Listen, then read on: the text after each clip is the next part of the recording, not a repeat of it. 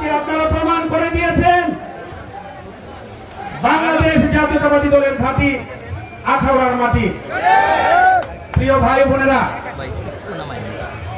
আমি আপনাদের সাথে গত 17 বছর যাবত বিভিন্ন ভাবে কখনো সশরীরে উপস্থিত থেকে কখনো পিছন থেকে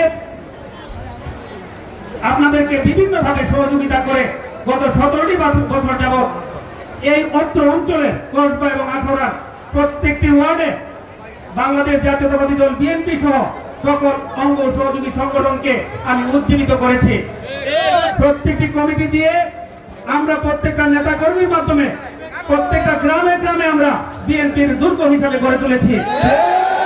প্রিয় ভাই বোনেরা, এর জ্বলন্ত প্রমাণ আজকে আমি পেয়েছি আমার মা বোনদের সরব উপস্থিতির মাধ্যমে।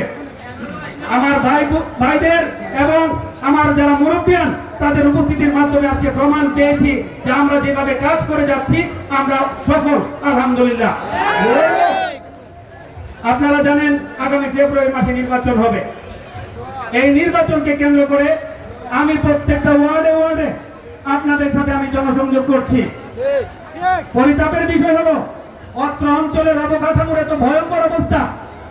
গত 17-15 বছর যাবত অবৈধ আইনমন্ত্রী আনিসুল হক এই এলাকার কাঁধে চেপে বসেছিলেন, কিন্তু সে তার নিজ ইউনিয়নের একটি রাস্তা সে কমপ্লিট করতে পারে নাই। এই এলাকার এই কসবা এবং আখাউড়া জনপদের প্রত্যেকটা রাস্তা বঙ্গুর, নেহরু এবং অনেক জায়গায় রাস্তার সংযোগই নাই। আমাদের প্রায় 6.5 লক্ষ জনগোষ্ঠীর মানুষ আমরা নিদারুণ কষ্টের মধ্যে জীবন যাপন করতেছি। প্রিয় ভাই বোনেরা, আপনাদের দুয়ার বরকতে আল্লাহ যদি আমাকে আপনাদের খেদমত করার সুযোগ দেয়, আমার সর্বপ্রথম কাজ হবে কসবা এবং আখাউড়ার এই অবকাঠামোর ব্যাপক উন্নয়ন করা, ইনশাআল্লাহ। আপনারা জানেন গত 17 বছর যাবত যেই ছেলেটি মাস্টার্স কমপ্লিট করেছে 17 বছর আগে, সেই ছেলেটি আজকে গত 17 বছর আগে সে চাকরি থেকে বঞ্চিত হয়েছে। কারণ তার পরিবারের 14 গোষ্ঠীর মধ্যে যদি কোনো বিএনপির লোক থাকতো তাহলে তাদের চাকরি হতো না। এইভাবে 16 বছর আগে, 15 বছর আগে, 14 বছর আগে এইভাবে জমতে জমতে বেকারের একটা পাহাড় সমান এলাকার লোকজন পাহাড়ের মতো একটা অবস্থার মধ্যে বিরাজমান। এলাকাতে ব্যাপক সংখ্যক লোক বেকার অবস্থায় আছে। কারণ অবৈধ আইনমন্ত্রী তার দলের লোকদেরকে চাকরি দিতে গিয়েও অনেক অবৈধ টাকা হাতিয়ে নিয়েছে, লক্ষ লক্ষ টাকা তারা হাতিয়ে নিয়েছে। আমি আপনাদেরকে বলতে চাই, বিএনপির যে 31 দফা দেওয়া আছে এর মধ্যে আপনারা জানতে পারবেন যে আগামী 1 বছরের মধ্যে বিএনপি যদি ক্ষমতায় আসে ইনশাআল্লাহ 1 কোটি লোক সরকার কর্মসংস্থানের ব্যবস্থা করা হবে। তারই আলোকে আমি বিশ্বাস করি আগামী দিনে কসবা এবং আখাউড়ার কোনো শিক্ষিত মানুষ বেকার থাকবে না, ইনশাআল্লাহ। এবং এই অঞ্চলের মানুষ বিদেশে যেতে স্বাচ্ছন্দ্য বোধ করে। আমি ব্যবসায়িক সুবাদে পৃথিবীর বহু দেশে ঘোরাফেরা করি। আমি যখনই যে সব দেশে যাই আমার এলাকার লোকজন আমাকে ভালোবাসার জন্য, আমাকে দেখার জন্য আমার সামনে এসে হাজির হয়।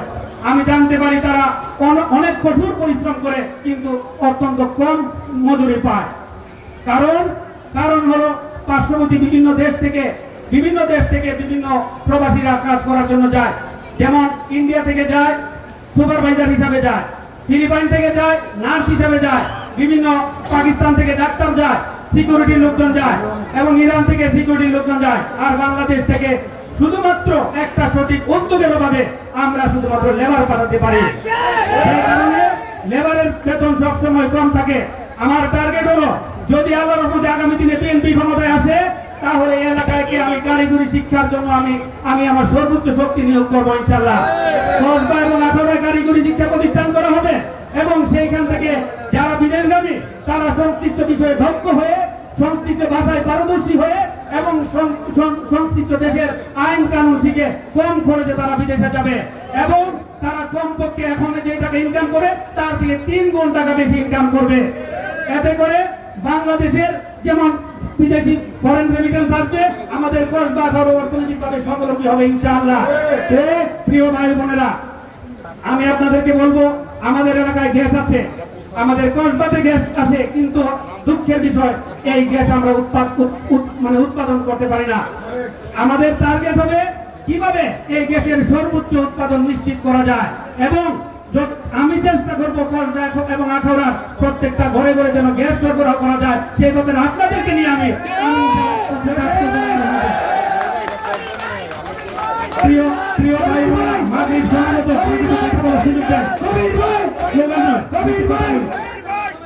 আপনারা জানেন আমাদের অঞ্চল কৃষি ভিত্তিক অঞ্চল, আমাদের কৃষকেরা ন্যায্য মজুরি পায় না, ন্যায্য মূল্য পায় না। উৎপাদন যা হয় আমরা যদি একটু উদ্যোগী হই উৎপাদনকে আমরা দ্বিগুণ করতে পারি ইনশাআল্লাহ। সেই জন্য আমাদের কৃষকদেরকে আমাদের ট্রেনিং এর আওতায় আনতে হবে। আমরা যেমন ধানের চাষ করি, সবজির চাষ করি, মাছের চাষ করি, গবাদি পশুর চাষ করি, হাঁস মুরগির চাষ করি, প্রত্যেকটা বিষয়ে আমরা যদি তাদেরকে প্রশিক্ষিত করি এবং উন্নত মানের বীজ তাদেরকে সরবরাহ করি এবং তাদের মধ্যে যদি আমরা ভালো সারের ব্যবস্থা করি, তাদেরকে যদি আমরা সার্বিকভাবে সহযোগিতা করি, তাহলে তারা যে উৎপাদন এখন হচ্ছে এই উৎপাদনের লক্ষ্যমাত্রা আমরা দ্বিগুণ করতে পারবো ইনশাআল্লাহ। এতে করে কসবা এবং আখাউড়া অঞ্চলের মানুষ অর্থনৈতিকভাবে স্বাবলম্বী হবে। প্রিয় ভাই বোনেরা, আমরা বর্ডার অঞ্চলের মানুষ, আমাদেরকে অনেকেই বলে আমরা চোরা কারবারির সাথে জড়িত। তাদের কথাটা ভুল। আমি অনেক অ্যানালাইসিস করেছি, চোরা কারবারি যারা তারা আমাদের এলাকার কেউ নন। চোরা কারবারিরা বিভিন্ন ভাবে ঢাকা থেকে আসে বা বিভিন্ন দূর দূরান্ত থেকে আসে, সকালে আসে রাতের বেলা চলে যায়, রাতে আসে সকালে চলে যায়। এইভাবে আমাদের এই অঞ্চলের মানুষের উপরে বদনাম করে, কিন্তু আমাদের কেউ এটার সাথে সম্পৃক্ত নয়।